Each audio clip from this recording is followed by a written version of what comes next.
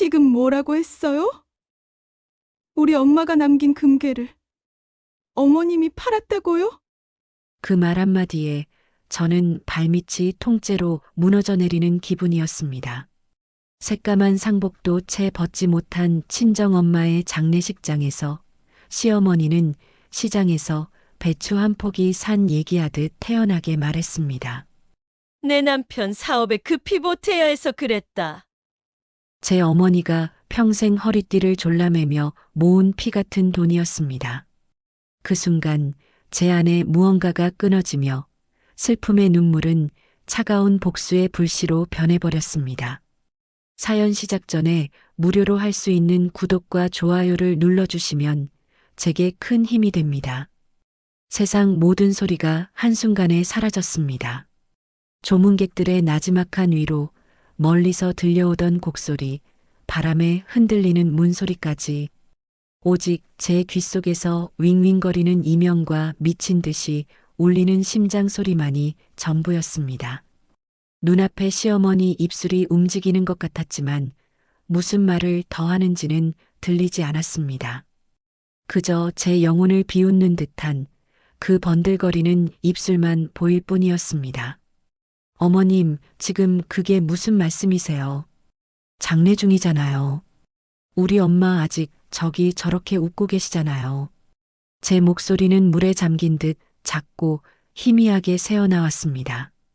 제발 내가 헛것을 들은 것이라고, 이 모든 게 엄마를 잃은 슬픔이 만들어낸 끔찍한 환각이라고 누가 말해주길 바랐습니다. 하지만 시어머니는 제 간절한 바람을 비웃기라도 하듯 한숨을 푹 쉬며 제 팔을 툭 쳤습니다. 아가, 정신 차려라. 산 사람은 살아야지. 죽은 사람 붙들고 공만 한다고 뭐가 달라지니? 내 서방이 지금 얼마나 힘든 줄 알아? 이 돈 아니었으면 회사 문 닫을 뻔했어. 내가 이 집안 며느리라면 내 서방 살리는 게 먼저지. 안 그러냐? 그 순간 저는 알았습니다. 이것은 환각이 아니었습니다. 제 눈앞에 서 있는 저 사람은, 제 남편의 어머니는 제 어머니의 죽음보다 아들의 사업을, 며느리의 슬픔보다 집안의 돈을 먼저 생각하는 사람이었습니다. 국화꽃 향기보다 돈 냄새를 먼저 맡는 사람이었습니다. 저는 마지막 남은 힘을 쥐어짜 남편을 돌아보았습니다. 내 유일한 편, 내 기댈 곳, 내 남편. 그는 제 시선을 피하고 있었습니다. 흔들리는 그의 눈동자는 차마 저를 보지 못하고 허공의 먼지를 쫓고 있었습니다. 여보, 정말이야? 정말 어머님이 우리 엄마 금괴를. 말을 잇지 못했습니다.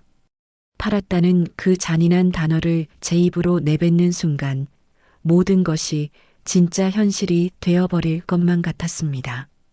남편은 마른 침을 삼키더니 제 어깨를 감싸려 손을 뻗다 말고는 어색하게 내렸습니다. 은서야, 어머니가 다 알아서 하셨을 거야. 지금은 이럴 때가 아니잖아. 우선 장례부터 잘 치르자. 응? 장례부터 잘 치르자고요? 우리 엄마가 평생을 바쳐 모은 유산을 엄마의 시신이 식기도 전에 도둑 맞았는데 지금 나더러 장례를 잘 치르자고요? 저는 소리를 지르고 싶었지만 목구멍에 뜨거운 쇳덩이가 걸린 것처럼 아무 소리도 나오지 않았습니다. 그저 입만 뻐끔거릴 뿐이었습니다. 주변에 있던 시댁 식구들이 하나둘씩 모여들었습니다. 그들의 눈빛에는 위로가 없었습니다. 혀를 차는 소리, 수군거리는 소리만이 제 등 뒤에 비수처럼 꽂혔습니다. 아, 나는 혼자구나. 이 넓은 장례식장에서 수많은 사람들 속에서 완벽하게 혼자였습니다. 저를 위해 울어줄 사람도, 제 편을 들어줄 사람도 아무도 없었습니다. 엄마의 영정사진 속 온화하게 웃고 있는 엄마의 얼굴만이 저를 내려다보고 있었습니다. 엄마, 미안해. 내가 너무 약해서 엄마가 남겨준 마지막 선물조차 지키지 못했어. 저는 비틀거리며 장례식장 구석, 아무도 없는 복도로 걸어 나갔습니다. 차가운 벽에 등을 기대자마자 다리에 힘이 풀려 그대로 주저앉았습니다. 새까만 상복 치마 위로 뜨거운 눈물이 뚝뚝 떨어졌습니다.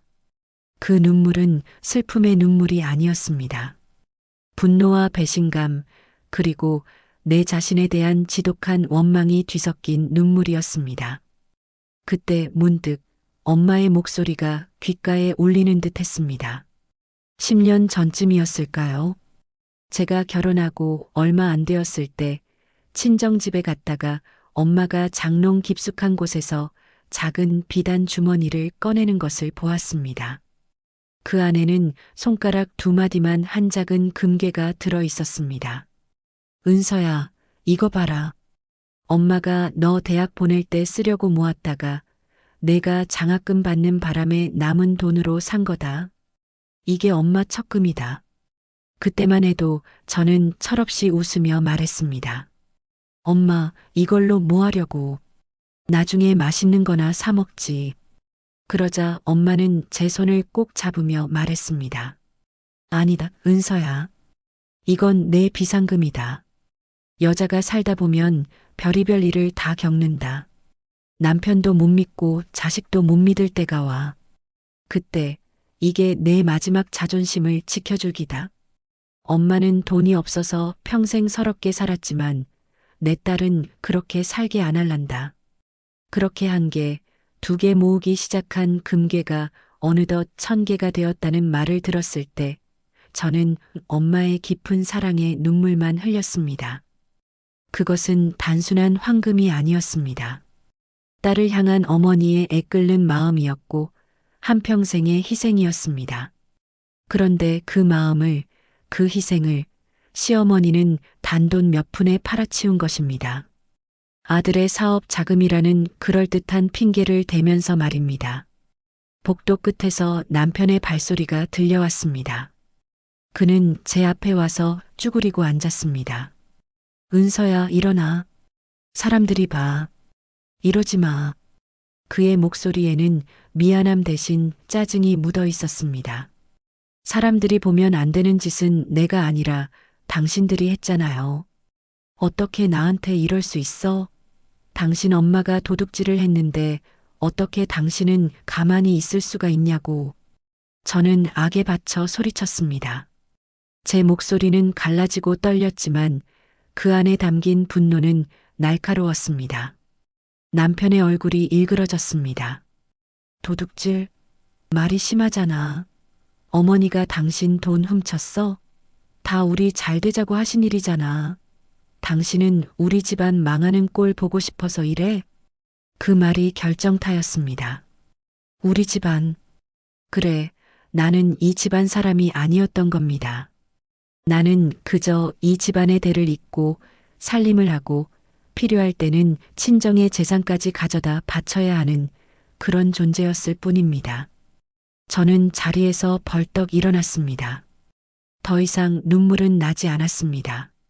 대신 심장이 얼음장처럼 차갑게 식어가는 것이 느껴졌습니다. 남편을, 내 사랑했던 남자를 무표정하게 바라보았습니다. 그래, 당신 말이 맞아. 내가 말이 심했네. 어머님이 우리 잘 되자고 하신 일인데.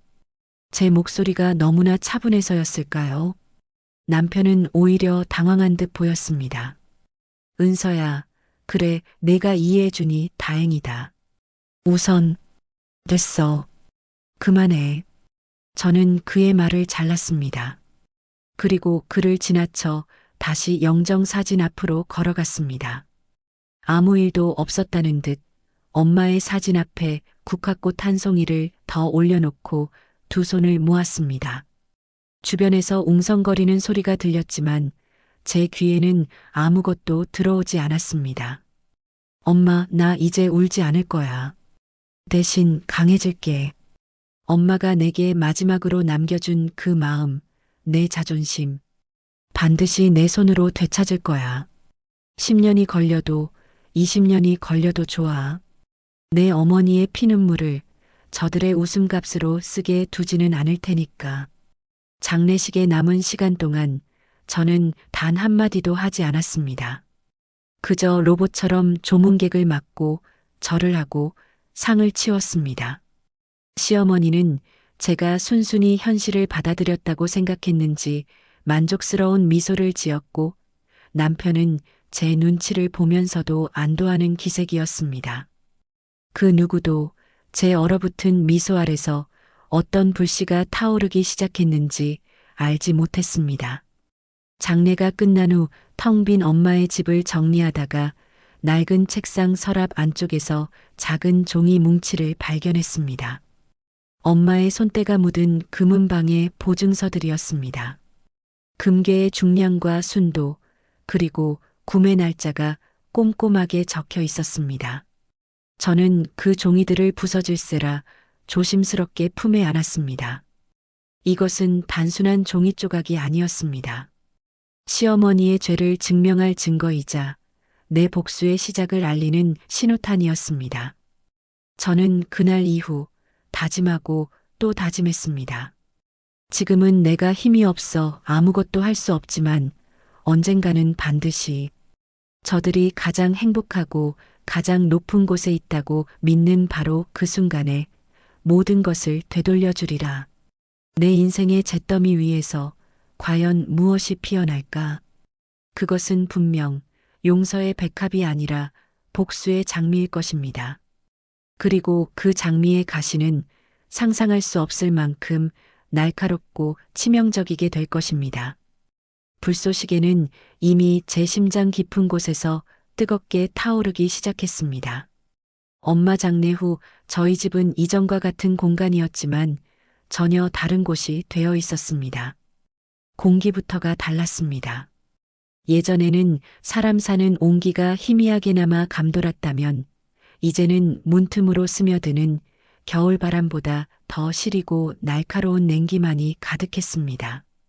그 냉기는 보일러를 아무리 세게 틀어도 사라지지 않는 사람의 마음에서부터 뿜어져 나오는 한기였습니다.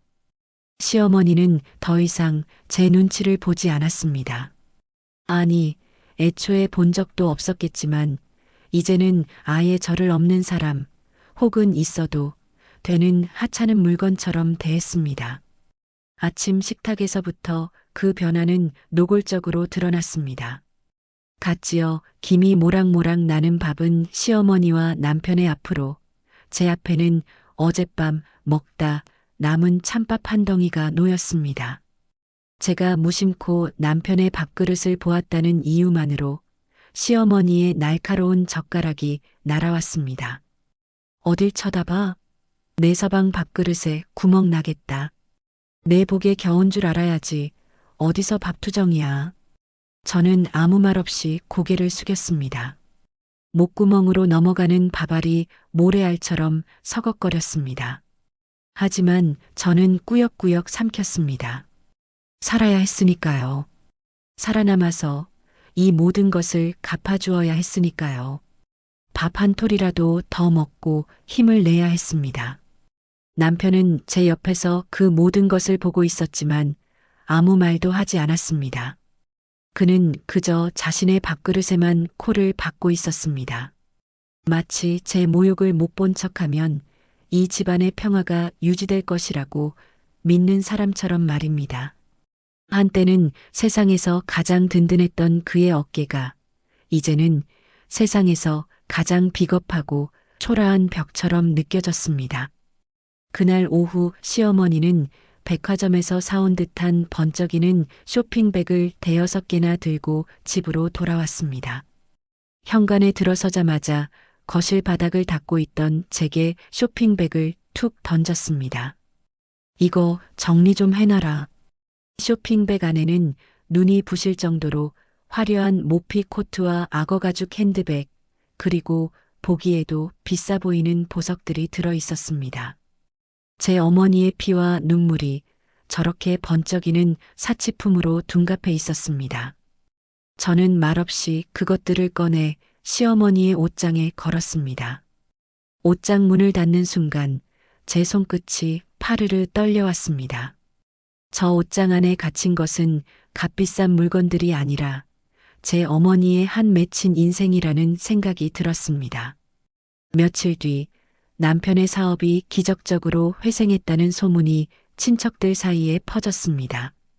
모두가 시어머니의 현명한 결단과 아들을 위한 희생을 칭송했습니다. 그 누구도 그 돈이 어디서 났는지 묻지 않았습니다. 시어머니는 사람들의 칭찬을 한껏 즐기며 마치 위대한 영웅이라도 된 것처럼 행세했습니다. 그리고 저를 볼 때마다 혀를 차며 말했습니다. 저렇게 복도 없는 애가 우리 집에 들어와서 내가 대신 액땜하느라 얼마나 고생인지 몰라. 그날 밤 저는 남편에게 마지막으로 물었습니다. 거실 소파에 나란히 앉았지만 우리 사이에는 보이지 않는 거대한 강이 흐르고 있었습니다. 여보, 당신 정말 아무렇지 않아? 어머님이 쓰시는 저 돈 다 우리 엄마 돈이잖아. 당신도 알잖아. 남편은 지겹다는 듯이 마른 세수를 했습니다. 은서야, 그 얘기 좀 그만하면 안 될까? 이미 끝난 일이잖아. 어머니 덕분에 회사도 살고 우리도 살았어. 그걸로 된 거 아니야? 왜 자꾸 지난 일로 집안을 시끄럽게 만들어? 그의 눈에는 일말의 죄책감도 없었습니다. 오직 귀찮음과 짜증만이 가득했습니다. 저는 그 눈을 보며 깨달았습니다. 아, 이 사람은 변하지 않겠구나. 그는 평생 자신의 어머니가 만든 그늘 아래서 진실을 외면하고 현실에 안주하며 살아갈 사람이었습니다. 우리의 부부라는 연은 이미 그날 장례식장에서 끊어진 것이었습니다. 알았어. 다시는 그 얘기 안 꺼낼게. 저는 자리에서 일어났습니다. 더 이상 그에게 기대할 것도 바랄 것도 없었습니다. 이제부터는 정말로 나 혼자만의 싸움이었습니다. 그날부터 저는 달라졌습니다. 겉으로는 더 순종적이고 말없는 며느리가 되었습니다. 시어머니가 어떤 모욕적인 말을 해도 그저 희미하게 웃으며 고개를 숙였고 남편이 저를 없는 사람 취급해도 묵묵히 제 할 일을 했습니다. 그들은 제가 모든 것을 포기하고 체념했다고 생각했겠지만 사실 저는 그들의 눈과 귀를 완벽하게 속이고 있었던 겁니다. 저는 새로운 습관을 만들었습니다. 시어머니와 남편이 거실에서 대화를 나눌 때면 저는 일부러 부엌에서 그릇을 닦거나 과일을 깎았습니다. 물소리와 칼질 소리를 방패 삼아 그들의 모든 대화를 귀에 담았습니다. 어느 금은방에서 가장 돈을 잘 쳐줬다더라. 세금 문제 때문에 누구 명의로 돌려놨다더라. 아들 사업자금으로 얼마를 더 넣어줬다더라. 그 모든 조각난 정보들이 제 머릿속에서 하나의 거대한 그림으로 맞춰지고 있었습니다. 그리고 마침내 제게 첫 번째 기회가 찾아왔습니다. 어느 주말 오후 시어머니는 친구들과의 모임에 간다며 값비싼 모피 코트를 차려입고 있었습니다. 거실에 핸드백을 잠시 내려놓고 화장을 고치는 사이 저는 재빨리 주변을 살폈습니다. 남편은 방에서 자고 있었고 집안에는 저와 시어머니 단둘뿐이었습니다. 저는 시어머니에게 드릴 과일을 깎아 접시에 담는 척하며 제 앞치마 주머니 속에 있던 작은 녹음기를 꺼내 손에 쥐었습니다. 심장이 미친 듯이 뛰었지만 제 손은 조금도 떨리지 않았습니다. 어머님, 과일 좀 드시고 가세요. 시어머니는 거울에서 눈을 떼지 않은 채 퉁명스럽게 말했습니다. 됐다. 나가서도 먹을 건데 뭐. 저는 일부러 순진한 표정을 지으며 물었습니다. 어머님, 그 옷 정말 예쁘세요. 지난번에 사신 거죠? 돈이 아주 많으신가 봐요. 제 친정엄마가 남긴 금괴판 돈으로 사신 거예요? 시어머니는 제 말을 듣고는 코웃음을 쳤습니다. 그 순간 저는 녹음기의 버튼을 눌렀습니다. 얘가 아직도 정신을 못 차렸네. 그래, 내 엄마 금괴판 돈이다. 어쩔래? 그 돈 아니었으면 내 서방은 길바닥에 나앉았고 너도 같이 쫓겨났어. 나한테 고마운 줄이나 알아. 주제넘게 어디서 따져. 그 목소리, 그 뻔뻔한 말투. 제 심장에는 비수가 꽂혔지만 제 입가에는 희미한 미소가 번졌습니다. 네, 어머님. 감사하게 생각하고 있어요. 저는 말없이 돌아섰고 앞치마 주머니 속에서 뜨겁게 달아오르는 녹음기를 꽉 쥐었습니다. 이것이 내 복수의 첫 번째 벽돌이었습니다. 그날 이후 저는 10년을 계획했습니다. 하루하루를 버티는 것이 아니라 하루하루를 쌓아 올리기로 했습니다. 시어머니의 모든 말을, 모든 행동을, 모든 흔적을 기록하고 수집하기로 했습니다. 저들의 기억은 시간이 지나며 희미해지겠지만 나의 기록은 날이 갈수록 선명해지고 단단해질 것이었습니다. 저는 더 이상 눈물을 흘리지 않았습니다. 눈물은 약한 자들의 것입니다. 제 가슴 속에는 눈물 대신 차가운 불꽃이 타오르고 있었습니다. 그 불꽃은 슬픔을 연료 삼아, 모욕을 자양분 삼아 하루가 다르게 거세지고 있었습니다. 이제 시작일 뿐입니다. 저들이 쌓아 올린 위선과 탐욕의 성이 가장 높아지는 그날, 나는 이 작은 불씨 하나로 모든 것을 불태워버릴 것입니다. 시간은 상처를 무디게 만든다고 누가 그랬던가요? 제게 시간은 상처 위에 더러운 기름때를 겹겹이 쌓아 올리는 것과 같았습니다. 매일 아침 눈을 뜨면 저는 이 집의 며느리 이은서가 아니라 그저 시어머니 박 여사의 수족이 되었습니다. 주방 싱크대의 기름때를 닦아내고 거실 바닥의 먼지를 쓸어내고 그들의 더러운 옷가지를 세탁하는 것이 제 하루의 시작이자 끝이었습니다. 제 손은 거칠어지고 제 등은 구부정해졌지만 제 마음속의 칼날은 날마다 더욱 예리하게 벼려지고 있었습니다. 계절이 2번, 3번 바뀌는 동안 많은 것이 변했습니다. 남편의 사업은 눈에 띄게 번창했습니다. 그는 더 좋은 차를 뽑았고 시어머니는 계절마다 해외여행을 다니며 명품을 사모았습니다. 그 모든 것은 제 어머니의 피눈물 위에 세워진 신기루 같은 번영이었습니다. 그들은 그 화려함 속에서 과거의 죄를 까맣게 잊은 듯 보였습니다. 하지만 저는 아니었습니다. 저는 단 하루도, 단 한 시간도 잊지 않았습니다. 어느 날 시어머니가 거실 소파에 앉아 새로 산 다이아몬드 반지를 햇빛에 비춰보며 제게 말했습니다. 은서야, 이리 와서 이것 좀 봐라. 예쁘지 않니? 이렇게 사는 거 다 내 덕인 줄 알아라. 내가 아니었으면 내 서방은 아직도 빌빌거리고 있었을 거고 너는 이런 집에서 호강은커녕 쪽방에서 굶고 있었을 게다.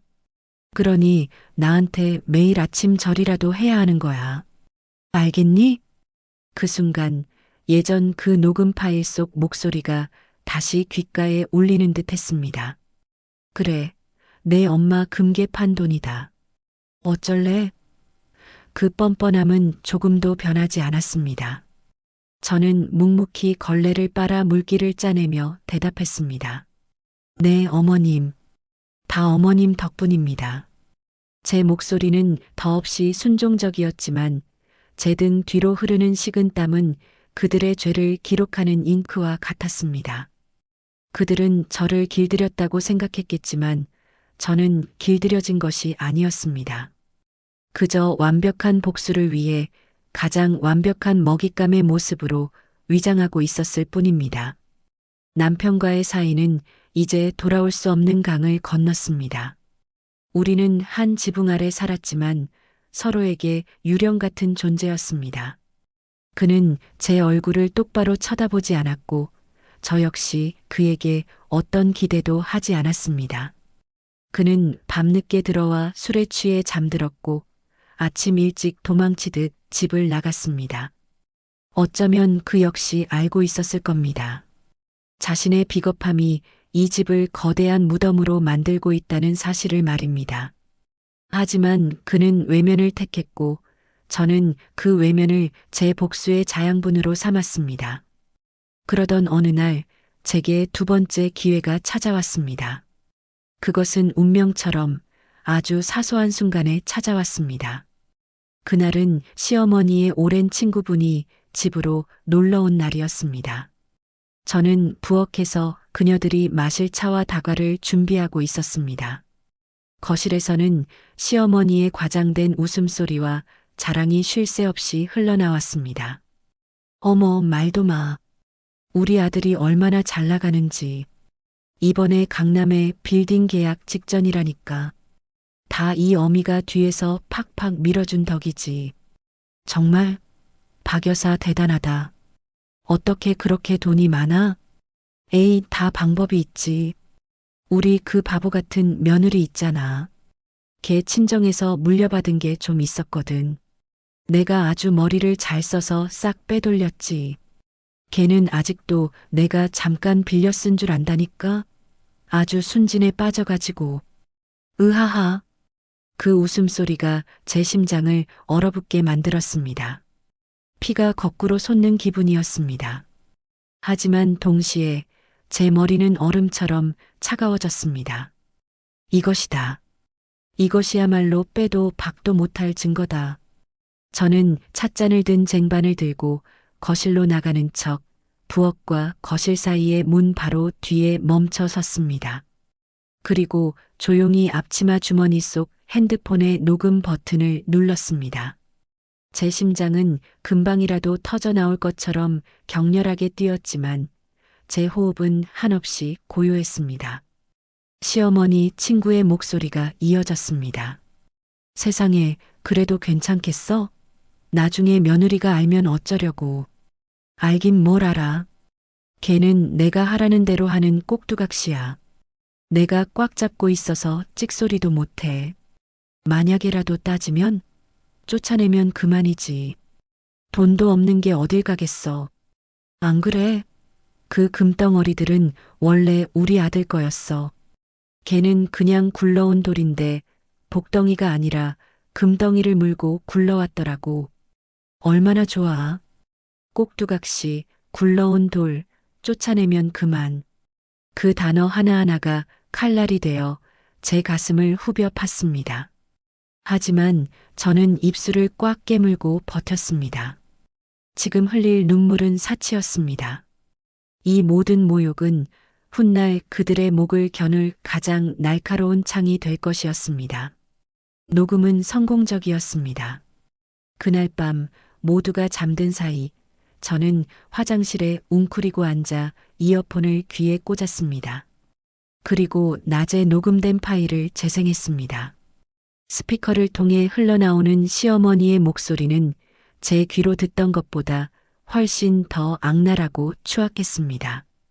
마치 악마의 속삭임 같았습니다. 저는 그 파일을 여러 개의 저장 장치에 복사하고 가장 안전한 곳에 숨겼습니다. 그날 이후 저는 더 대담해졌습니다. 시어머니가 은행이나 세무서에 다녀온 날이면 저는 그녀가 버린 영수증이나 서류 조각들을 쓰레기통에서 몰래 찾아냈습니다. 그녀가 통화하는 내용을 놓치지 않기 위해 집안 곳곳에 제 귀를 열어두었습니다. 저는 더 이상 슬픔에 잠긴 피해자가 아니었습니다. 저는 제 삶의 주도권을 되찾기 위해 싸우는 차가운 전사였습니다. 10년. 저는 제 복수에 필요한 시간을 그렇게 정했습니다. 너무 짧지도 너무 길지도 않은 시간. 그들의 죄가 사람들의 기억 속에서 완전히 잊힐 만큼의 시간. 그리고 내가 모은 증거들이 차고 넘쳐 그 어떤 변명도 통하지 않게 될 만큼의 시간. 그 시간 동안 나는 당신의 모든 것을 기록할 겁니다. 어머님. 당신이 마시는 차 한 잔의 값어치부터 당신이 내뱉는 모든 모욕의 무게까지. 그리고 10년 뒤 당신이 인생의 가장 높은 곳에 올랐다고 생각하는 바로 그날 나는 이 모든 기록을 들고 당신 앞에 나타날 겁니다. 이것은 단순히 돈을 되찾기 위한 싸움이 아닙니다. 이것은 내 어머니의 짓밟힌 인생과 나의 잃어버린 존엄을 되찾기 위한 전쟁입니다. 그리고 이 전쟁에서 최후의 승자는 바로 내가 될 것입니다. 저는 화장실 거울에 비친 제 자신을 보았습니다. 눈은 퀭했지만 그 안의 불꽃은 그 어느 때보다 뜨겁게 타오르고 있었습니다. 달빛조차 숨어버린 칠흑 같은 밤이었습니다. 집안의 모든 시계가 멈춘 듯 오직 내 심장 소리만이 째깍거리며 시간을 알리고 있었습니다. 나는 맨발로 고양이처럼 소리를 죽인 채 시어머니의 서재 앞으로 다가갔습니다. 시어머니와 남편이 깊이 잠들었음을 확인한 뒤였습니다. 낮에 시어머니가 무심코 책상 위에 올려두고 간 서류 뭉치가 아른거렸기 때문입니다. 손잡이를 돌리는 순간 끼익 하는 작은 소리가 났지만 다행히 아무도 깨지 않았습니다. 서재 안은 잉크와 낡은 종이 냄새로 가득했습니다. 나는 곧장 책상으로 다가가 스탠드 불빛을 가장 약하게 켰습니다. 그곳에는 예상대로 은행의 VIP 고객 안내문과 함께 재산세 고지서 몇 장이 놓여 있었습니다. 저는 떨리는 손으로 핸드폰을 꺼내 조심스럽게 한 장 한 장 모든 내용을 촬영하기 시작했습니다. 어머니의 이름으로 된 수억 원의 예금 잔고, 남편의 회사로 거액이 송금된 내역, 그리고 새로 취득한 부동산 목록까지. 그 모든 것이 제 어머니의 금괴가 어떻게 분해되고 재조립되었는지를 명백하게 보여주는 증거들이었습니다. 한 장의 사진을 더 찍으려던 바로 그 순간이었습니다. 지금 뭐 하는 거야? 등 뒤에서 들려온 남편의 목소리에 저는 심장이 멎는 줄 알았습니다. 핸드폰을 떨어뜨릴 뻔한 것을 간신히 붙잡고 천천히 뒤를 돌아보았습니다. 잠옷 차림의 남편이 믿을 수 없다는 표정으로 분노와 실망이 뒤섞인 눈빛으로 저를 쳐다보고 있었습니다. 그의 시선은 내 손에 들린 핸드폰과 책상 위의 서류를 번갈아 오갔습니다. 여보, 그게 아니라. 그게 아니면 뭔데? 당신 지금 어머니 서재에서 몰래 뭐 하는 거냐고. 이 서류들은 또 뭐야? 그는 쿵쿵거리며 다가와 내 손에서 핸드폰을 낚아챘습니다. 그리고 사진첩에 찍힌 서류 사진들을 확인하더니 그의 얼굴은 경악으로 하얗게 질려갔습니다. 당신 미쳤어? 대체 왜 이런 짓을 하는 거야? 우리 집안 망하게 하려고 작정했어?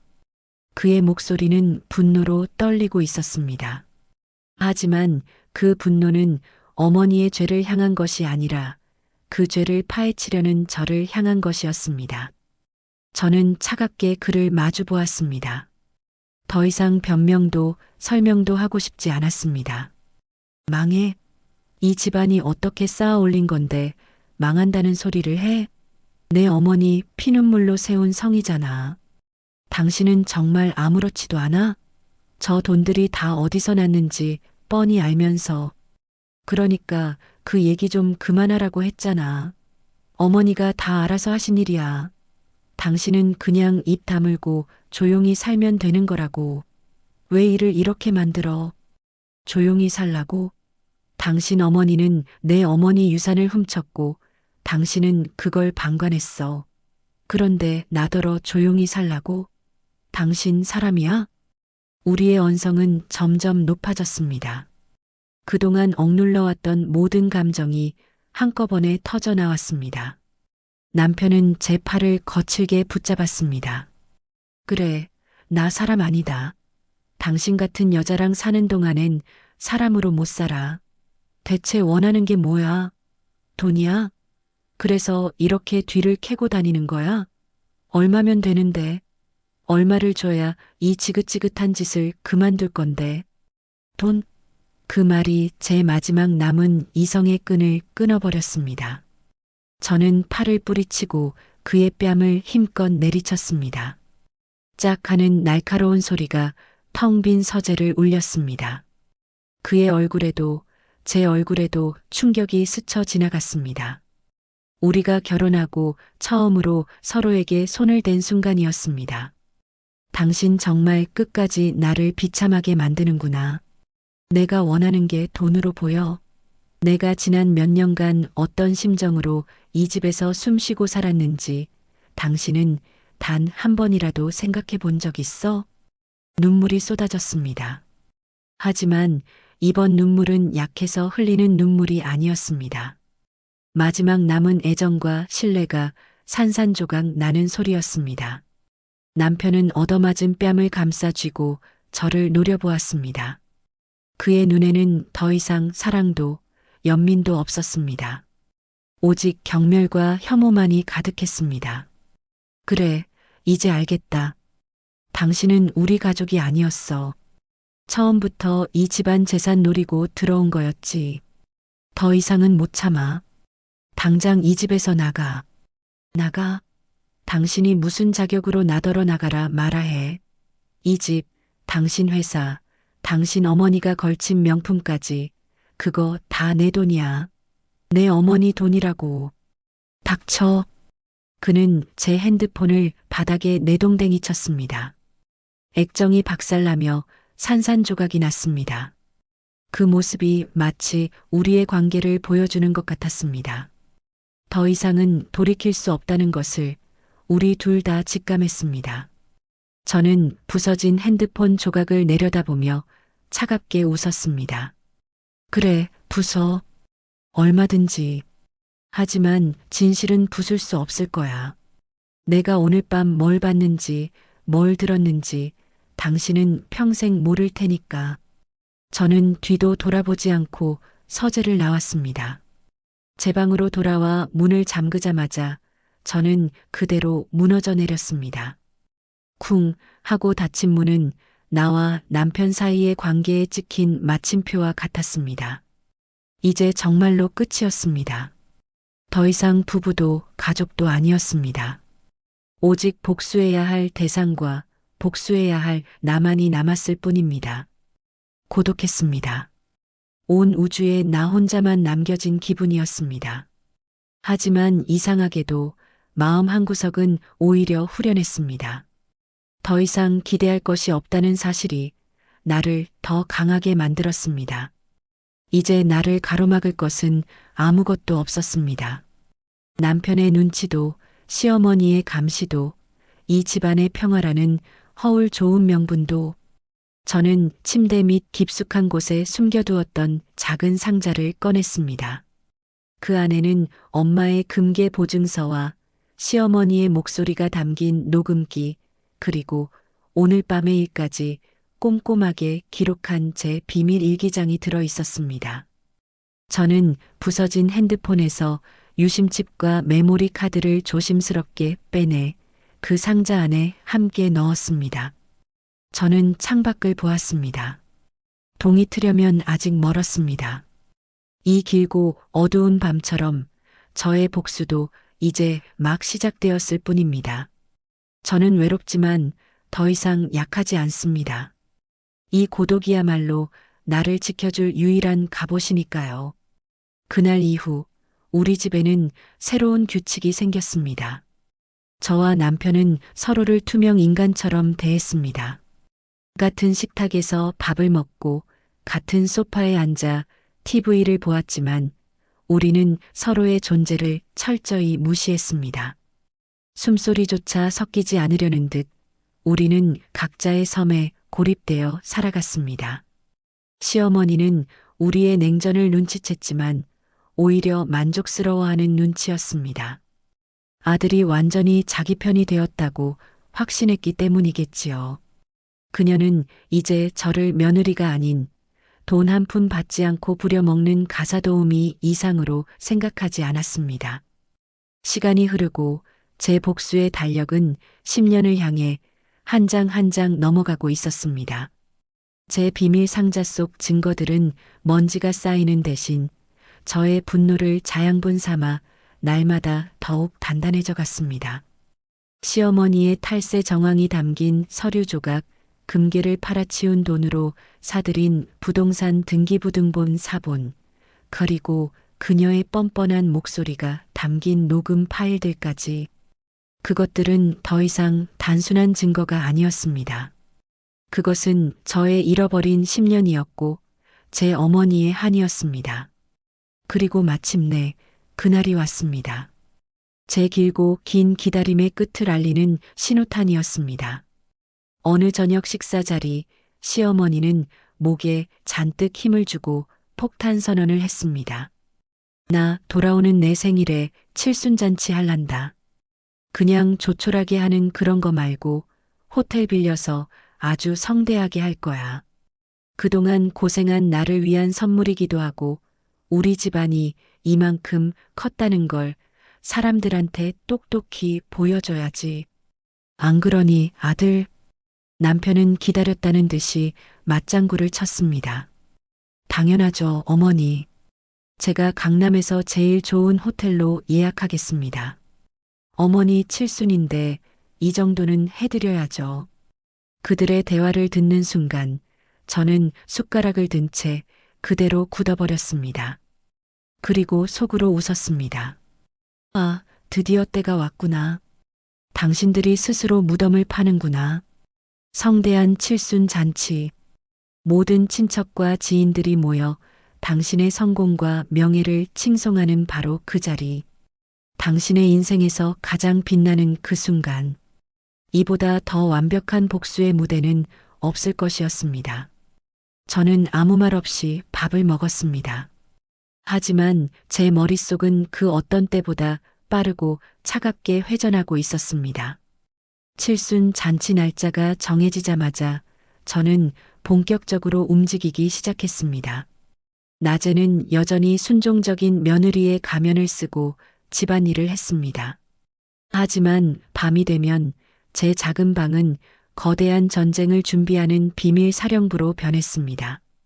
저는 지난 10년간 모아온 모든 증거를 책상 위에 펼쳐놓았습니다. 날짜별로, 종류별로, 사안별로. 마치 복잡한 퍼즐을 맞추듯 저는 그들의 죄를 하나하나 엮어 누구도 빠져나갈 수 없는 완벽한 그물을 만들고 있었습니다. 그리고 가장 중요한 단계가 남았습니다. 이 모든 것을 법의 이름으로, 정의의 이름으로 심판대에 올릴 사람. 저는 인터넷을 통해 수많은 변호사들의 프로필을 검토했습니다. 화려한 승소 경력을 자랑하는 변호사보다는 억울한 사람의 편에 서서 끈질기게 싸워온 변호사를 찾고 싶었습니다. 며칠간의 검색 끝에 저는 한 여성 변호사의 기사를 발견했습니다. 그녀는 거대 기업을 상대로 한 소시민의 싸움을 승리로 이끈 전적이 있는 강단 있고 정의감 넘치는 인물이었습니다. 저는 용기를 내어 그녀의 사무실에 익명으로 메일을 보냈습니다. 제 상황을 간략하게 설명하고 상담을 요청하는 내용이었습니다. 며칠 뒤 답장이 왔습니다. 약속을 잡자는 짧은 내용이었습니다. 저는 시어머니에게 병원에 다녀온다는 핑계를 대고 집을 나섰습니다.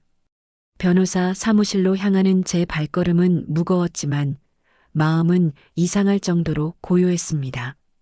10년 만에 처음으로 내 편이 생길지도 모른다는 기대감 때문이었을까요? 변호사는 생각보다 젊고 날카로운 눈빛을 가진 사람이었습니다. 그녀는 제 앞에 앉아 어떤 선입견도 없이 저의 이야기를 들어주었습니다. 장례식장에서 있었던 일부터 남편의 배신, 그리고 지난 10년간 제가 겪었던 모욕과 증거 수집 과정까지 모든 이야기를 털어놓는 동안 저는 단 한 번도 울지 않았습니다. 제 목소리는 차분했고 내 눈빛은 흔들리지 않았습니다. 이야기가 끝나자 변호사는 한동안 말이 없었습니다. 그녀는 제가 가져간 증거 자료들을 꼼꼼하게 검토했습니다. 시간이 흐르고 마침내 그녀가 입을 열었습니다. 힘든 시간을 보내셨군요. 이 정도 증거라면 충분히 이길 수 있습니다. 아니, 이겨야만 하는 싸움입니다. 그녀의 단호한 목소리를 듣는 순간 10년간 굳게 닫혀있던 제 눈시울이 뜨거워졌습니다. 하지만 저는 눈물을 참았습니다. 아직 울 때가 아니었습니다. 변호사님, 저는 단순히 돈을 되찾고 싶은 게 아닙니다.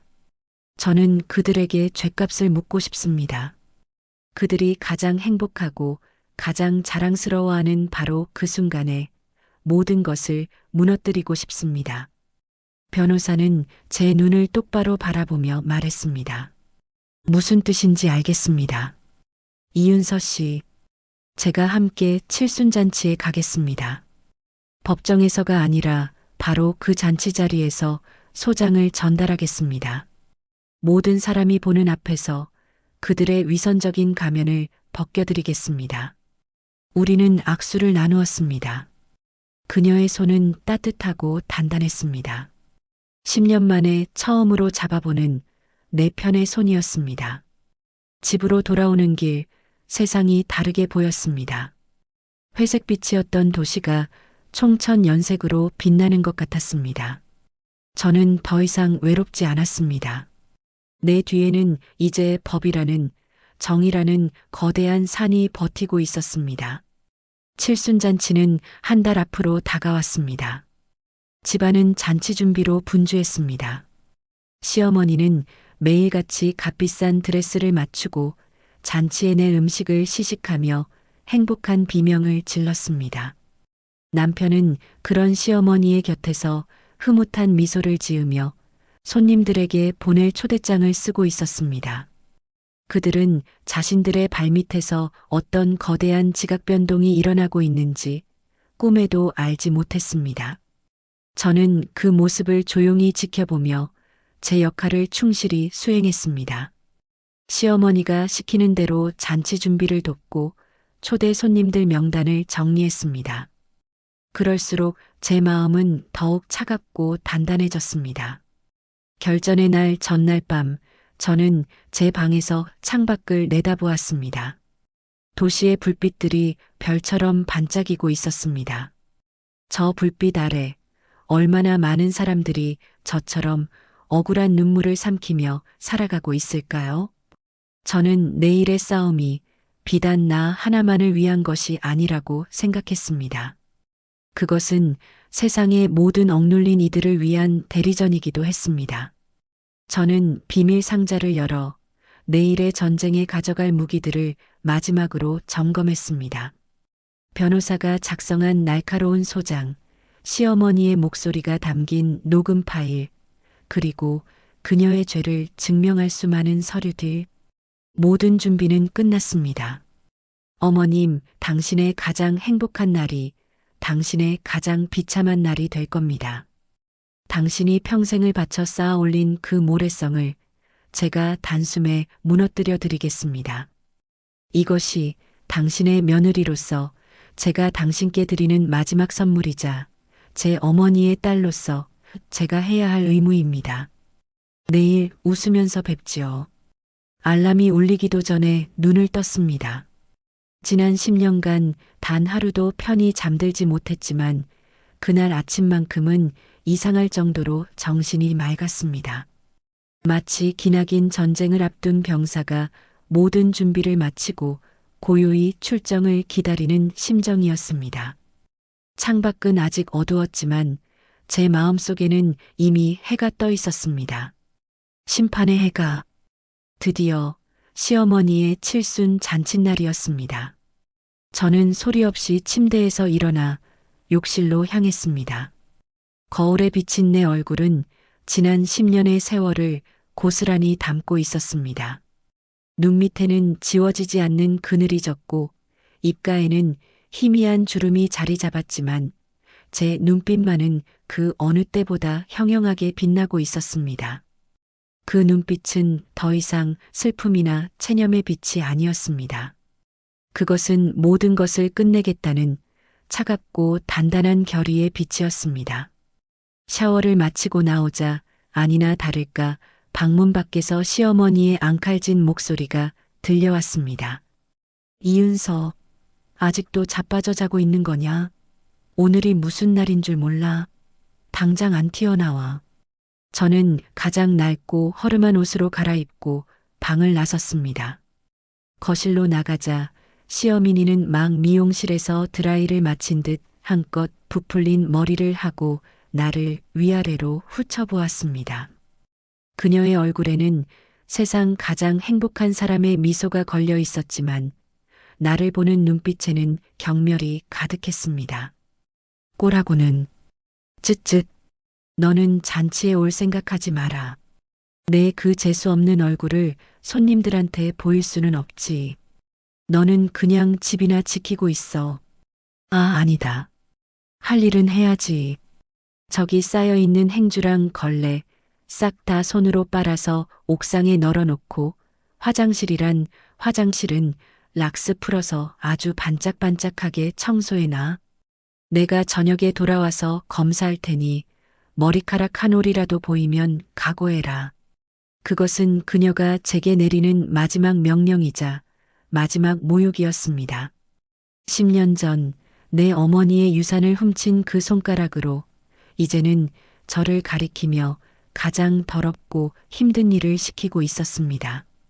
손님들이 모이는 화려한 호텔 연회장이 아니라 차가운 타일 바닥의 화장실이 오늘 제가 있어야 할 자리라고 그녀는 못 받고 있었습니다. 저는 아무 대답 없이 고개를 숙였습니다. 그리고 조용히 욕실로 향했습니다. 시어머니는 제 순종적인 태도에 만족했는지 콧노래를 부르며 자기 방으로 들어갔습니다. 찬물이 쏟아지는 세면대 앞에서 나는 고무장갑을 꼈습니다. 락스 냄새가 코를 찔렀지만 이상하게도 역하지 않았습니다. 오히려 이 지독한 냄새가 지난 10년간 내 안에 쌓여온 분노와 서름을 씻어내주는 것 같았습니다. 저는 소를 들고 화장실 구석구석을 닦기 시작했습니다. 타일에 낀 물때를 닦아내며 저는 제 마음속에 낀 응어리들을 함께 닦아냈습니다. 문득 10년 전 장례식장에서 주저앉아 울던 내 모습이 떠올랐습니다.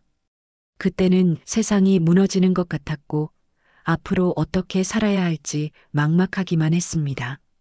하지만 지금의 저는 달랐습니다. 저는 더 이상 울지 않았습니다. 손에 들린 솔로 빡빡 소리를 내며 타일을 닦는 소리가 마치 제 복수의 전주곡처럼 들렸습니다. 화장실 청소를 마치고 산더미처럼 쌓인 걸레와 행주를 들고 옥상으로 올라갔습니다. 차가운 겨울바람이 제 뺨을 핥히었지만 시원하게 느껴졌습니다. 옥상에서 내려다본 세상은 분주하게 움직이고 있었습니다. 저는 젖은 행주를 하나하나 빨랫줄에 널었습니다. 축축하고 더러웠던 행주가 차가운 바람과 희미한 햇살에 마르면서 깨끗해지는 것처럼 저의 억울했던 지난날도 오늘로써 모두 마르고 새로운 시작을 맞이하게 될 것이었습니다. 집안의 모든 허드렛 일을 마쳤을 때 시어머니와 남편은 가장 화려한 옷으로 갈아입고 나설 채비를 하고 있었습니다. 시어머니는 수백만 원짜리 옷을 차려입고 목에는 내 어머니의 금괴로 만든 것이 분명한 다이아몬드 목걸이를 걸고 있었습니다. 남편은 비싼 명품 양복을 빼입고 어머니의 곁에서 자랑스러운 아들의 미소를 짓고 있었습니다. 그들은 완벽한 한 쌍의 위선자였습니다. 현관을 나서기 전 시어머니는 저를 돌아보며 마지막으로 경고했습니다. 집 잘 지키고 있어. 딴 생각 품지 말고. 알았지? 저는 고개를 깊이 숙이며 대답했습니다. 네, 어머님. 잔치 잘 치르고 오세요. 제 목소리는 더없이 공손했지만 고개 숙인 제 얼굴에는 차가운 미소가 걸려 있었습니다. 그래요, 어머님. 아주 잘 치르게 되실 겁니다. 당신 인생에서 가장 기억에 남을 아주 특별한 잔치가 될 테니까요. 그들이 탄 차가 시야에서 완전히 사라지고 나서야 저는 허리를 폈습니다. 그리고 제 방으로 들어가 미리 준비해둔 옷으로 갈아입었습니다. 그것은 화려하지는 않지만 단정하고 기품 있는 검은색 원피스였습니다. 마치 상복처럼 느껴지기도 했습니다.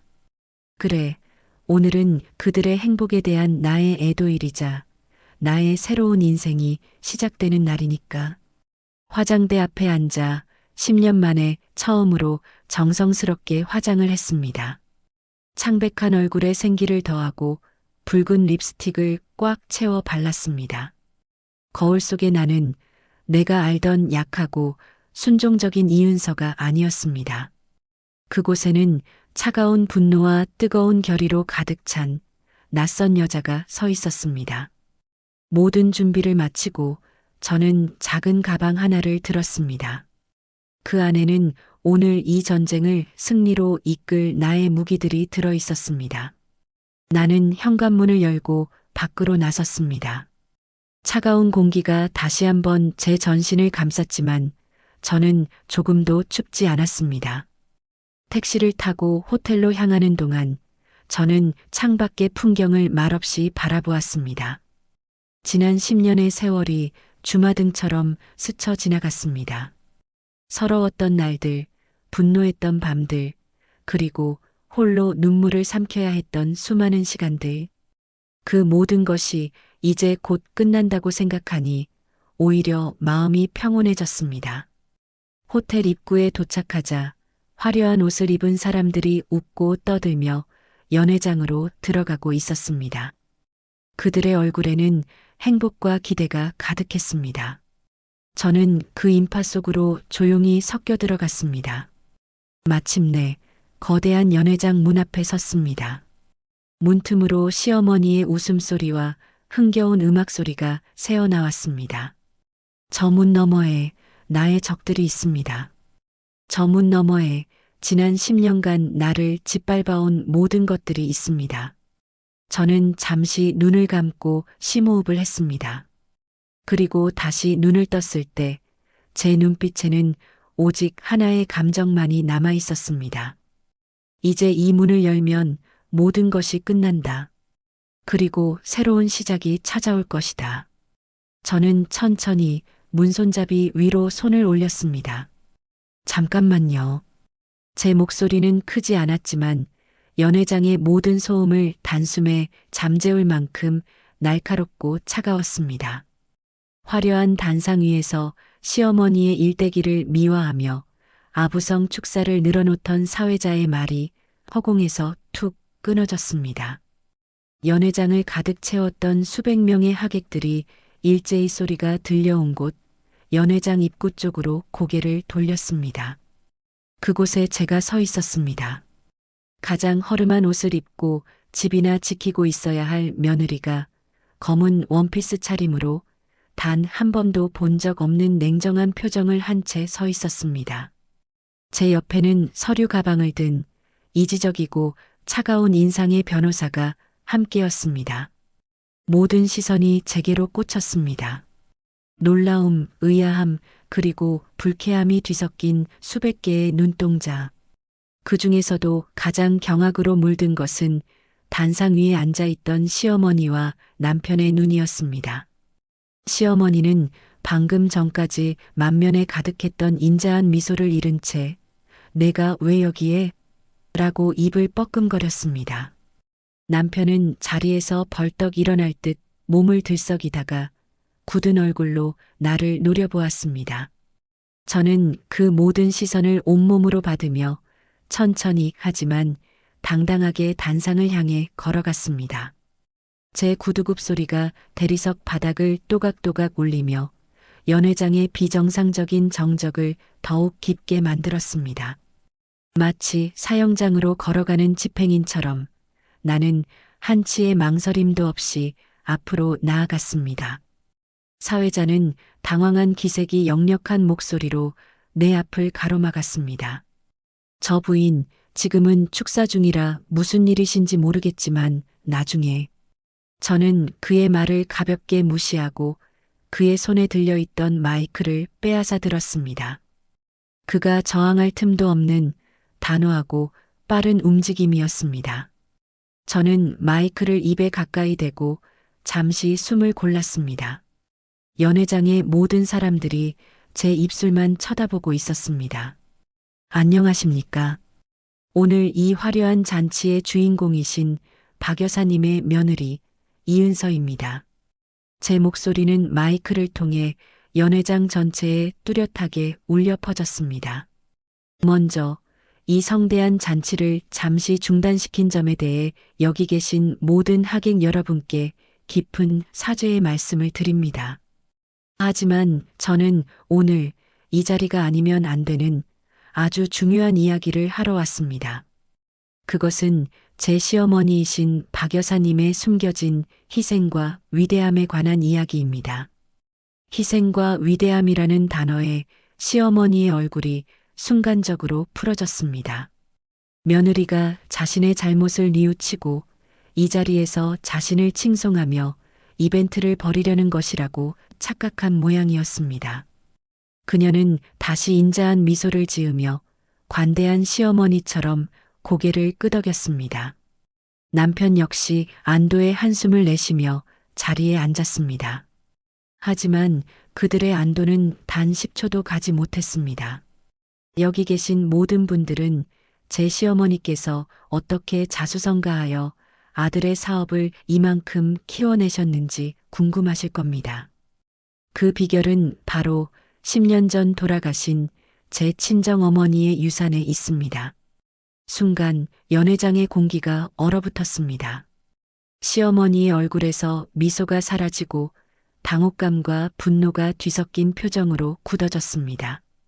제 친정어머니께서는 평생을 아끼고 모아 저에게 금괴 1000개를 유산으로 남겨주셨습니다.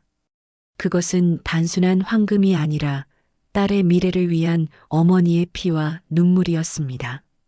하지만 제 위대하신 시어머니께서는 제 어머니의 장례식장에서 슬픔에 잠긴 며느리를 속여 그 금괴 1000개를 모두 가로채셨습니다. 뭐라고? 저게 무슨 소리야? 하객들 사이에서 웅성거림이 파도처럼 번져나갔습니다. 시어머니는 자리에서 벌떡 일어나 손가락질을 하며 소리쳤습니다. 저게 지금 미쳤나? 너 지금 사람들 앞에서 무슨 망발이야? 여봐라, 저 미친년을 당장 끌어내지 않고 못들 하느냐? 남편이 단상 아래로 뛰어내려와 내 팔을 붙잡으려 했습니다. 이윤서, 너 정말 미쳤어? 당장 내려와. 이게 무슨 추태야? 저는 저를 향해 다가오는 남편의 손을 차갑게 뿌리쳤습니다. 그리고 제 옆에 서 있던 변호사를 향해 고갯짓을 했습니다. 변호사는 들고 있던 서류 가방을 열어 두꺼운 서류 뭉치 하나를 꺼내 들었습니다. 추태요? 지금부터 제가 보여드릴 것이 정말 추태가 뭔지 알려줄 겁니다. 저는 오늘 이 자리에서 제 시어머니 박 여사를 상대로 소유권 반환 청구 소송을 제기합니다. 변호사가 앞으로 나서며 서류를 높이 들어 보였습니다. 이것은 박 여사님이 지난 10년간 며느리인 이윤서 씨의 재산을 불법적으로 편취하고 은닉한 사실에 대한 소장입니다. 이 자리에서 박 여사님께 정식으로 전달하겠습니다. 연회장은 그야말로 아수라장이 되었습니다. 카메라 플래시가 여기저기서 터져나왔고 사람들은 자신의 눈과 귀를 의심하며 웅성거렸습니다. 시어머니는 얼굴이 새하얗게 질린 채 아니다. 저건 모함이다. 라고 소리쳤지만 그 목소리는 이미 힘을 잃고 떨리고 있었습니다. 저는 다시 마이크를 잡았습니다. 여러분, 제 말이 거짓말 같으십니까? 그렇다면 첫 번째 증거를 보여드리겠습니다. 저는 변호사에게 눈짓했고 변호사는 연회장 뒤편의 영상 담당자에게 USB 하나를 건넸습니다. 잠시 후 단상 뒤에 거대한 스크린에 시어머니의 칠순을 축하하는 영상 대신 낡고 빛바랜 종이들이 나타나기 시작했습니다.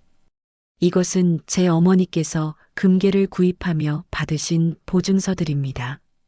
구입 날짜와 중량, 그리고 제 어머니의 성함이 똑똑히 적혀 있습니다.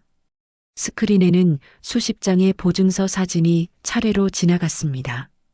그리고 이것은 제 시어머니께서 바로 그 금괴들을 여러 금은방에 나누어 팔아치운 거래 내역서입니다. 그리고 그 돈이 아들인 제 남편의 회사 계좌로 송금된 내역입니다. 날짜를 보십시오. 제 어머니의 장례식이 끝나고 불과 며칠 뒤의 일입니다. 은행 거래 내역서와 송금 확인증이 화면을 가득 채웠습니다. 금액, 날짜, 이름, 그 모든 것이 너무나 명백했습니다. 아, 안 돼. 시어머니는 비명을 지르며 단상 위에 주저앉았습니다. 남편은 사색이 된 채 스크린과 나를 번갈아 보며 어쩔 줄 몰라 했습니다.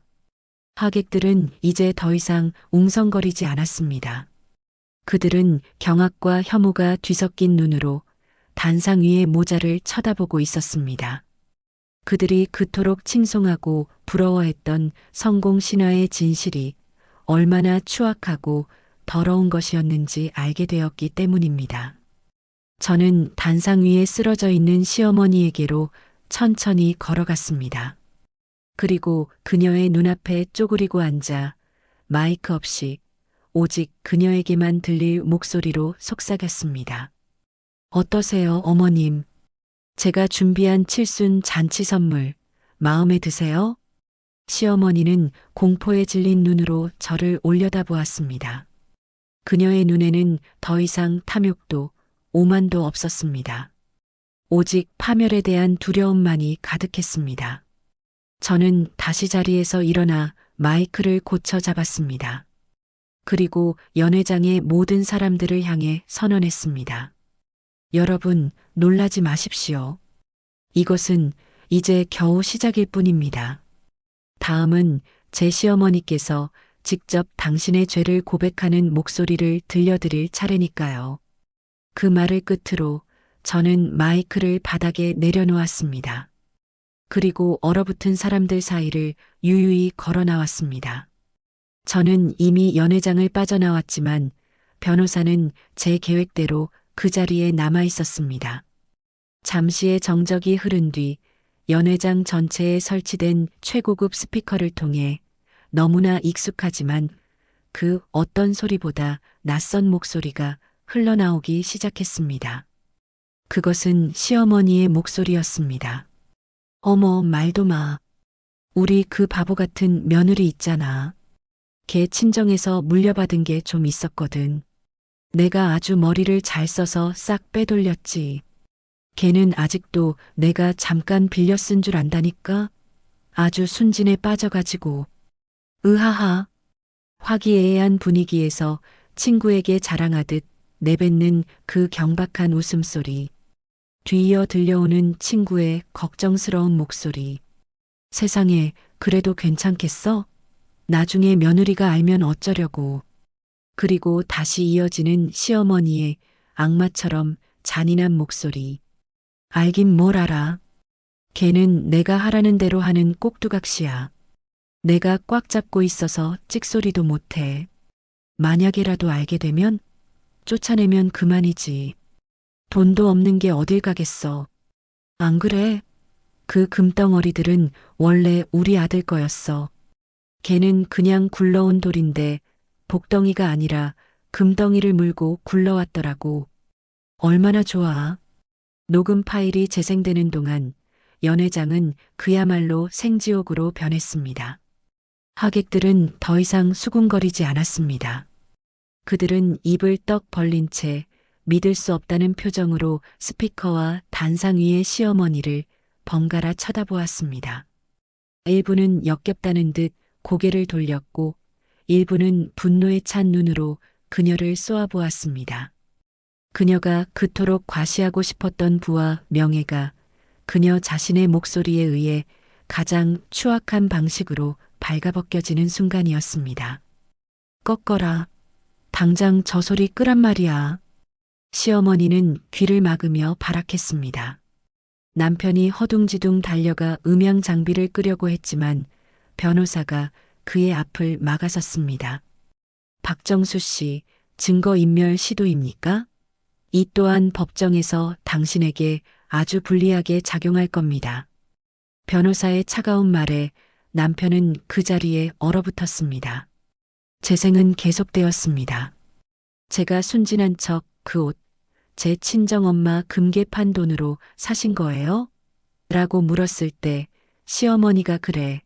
내 엄마 금괴판 돈이다. 어쩔래? 라고 대답하던 그 순간까지 모든 진실이 단 하나의 거짓도 없이 연회장을 가득 채웠습니다. 모든 녹음이 끝나고 다시 지독한 정적이 찾아왔습니다. 그 정적을 깬 것은 단상 위에 완전히 무너져 내린 시어머니의 통곡 소리였습니다. 그녀는 더 이상 체면도 위신도 차리지 못했습니다. 그저 어린아이처럼 바닥을 치며 내가 잘못했다. 내가 죽일년이다. 라고 울부짖을 뿐이었습니다. 평생을 바쳐 쌓아 올린 그녀의 모든 것이 단 10분 만에 먼지처럼 사라져 버렸습니다. 남편은 넋이 나간 사람처럼 그 자리에 서 있었습니다. 그의 눈빛은 텅 비어 있었습니다. 그는 자신의 어머니가 저지른 죄의 무게와 자신이 그 죄를 방관하며 저지른 더 큰 죄의 깊이를 이제야 깨달은 듯 보였습니다. 그때 연회장 문이 다시 열리고 제가 들어섰습니다.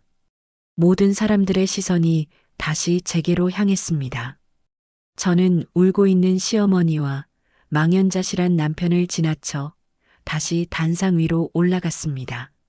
그리고 바닥에 주저앉아 있는 시어머니 앞에 변호사가 미리 준비한 서류 한 장과 펜을 내려놓았습니다. 어머님, 이제 와서 우셔도 소용없습니다. 당신의 눈물은 더 이상 제 마음을 움직이지 못합니다. 하지만 제가 마지막 자비를 베풀어 드리죠. 그것은 재산 포기 및 사죄각서였습니다. 그 안에는 횡령한 금괴 1000개에 대한 시세 상당의 금액을 즉시 배상하고 앞으로 제 인생에 그 어떤 간섭도 하지 않으며 평생 제 어머니와 저에게 사죄하는 마음으로 살겠다는 내용이 적혀 있었습니다. 여기에 서명하세요. 그럼 제가 당신을 법정에 세워 전과자로 만드는 일까지는 하지 않겠습니다. 물론 민사소송은 그대로 진행할 겁니다. 당신의 재산은 모두 압류될 거고요. 이것이 제가 당신에게 베푸는 마지막 온정입니다. 제 목소리에는 어떤 감정도 실려 있지 않았습니다. 시어머니는 떨리는 손으로 각서를 집어들었습니다. 그녀는 울면서 애원하는 눈빛으로 나를 올려다보았습니다. 은서야 아가, 내가 잘못했다. 내가 정말 죽을 죄를 지었다. 한 번만, 딱 한 번만 용서해주면 안 되겠니? 제발. 저는 차갑게 고개를 저었습니다. 용서요? 그 말은 10년 전에 당신이 제게 했어야 할 말입니다. 당신은 내게서 돈만 훔친 게 아니에요. 당신은 내 어머니의 마지막 사랑을 훔쳤고, 나의 10년이라는 시간을 훔쳤고, 그리고 한때는 가족이라 믿었던 나의 신뢰를 훔쳤습니다. 그 죄는 당신이 평생을 참회해도 다 씻을 수 없는 겁니다. 남편이 다가와 내 앞에 무릎을 꿇었습니다. 은서야 여보, 내가 잘못했어. 내가 정말 어리석었어. 제발 우리 다시 시작하면 안 될까? 내가 평생 당신한테 속죄하며 살게. 응? 저는 무릎 꿇은 남편을 가만히 내려다보았습니다. 그리고 처음으로 그의 얼굴에서 희미한 연민을 느꼈습니다. 하지만 그 연민은 사랑과는 다른 종류의 것이었습니다. 당신은 일어나세요. 당신과 나는 이미 끝났습니다. 당신의 가장 큰 죄는 비겁함입니다. 진실 앞에서 눈을 감고 불의 앞에서 침묵한 죄. 당신은 평생 그 죄의 무게를 지고 살아가게 될 겁니다. 그것이 당신에게 내려진 벌입니다. 시어머니는 결국 울면서 각서에 서명했습니다. 그녀의 이름이 적히는 순간 저는 지난 10년의 세월이 비로소 끝났음을 느꼈습니다.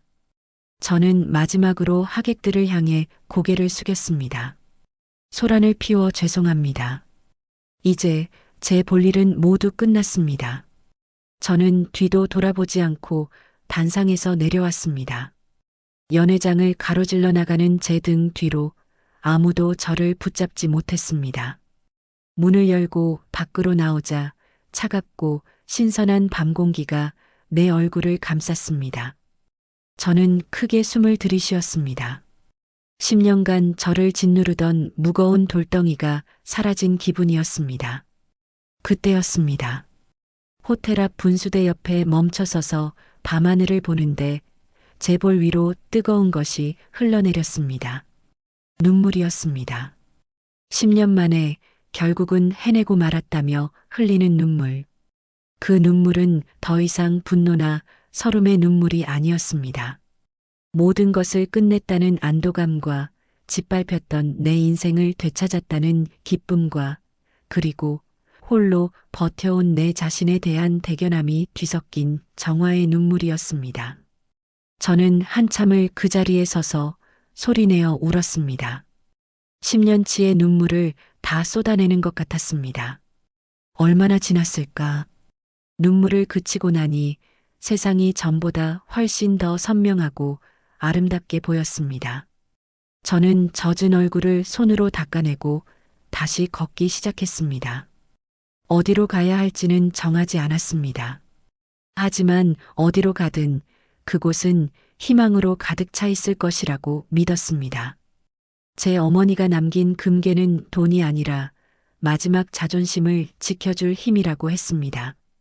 저는 오늘 그 힘으로 나의 존엄과 인생을 되찾았습니다. 이제 저는 더 이상 누구의 며느리도 누구의 아내도 아닌 온전한 이은서로서 나의 길을 걸어갈 것입니다.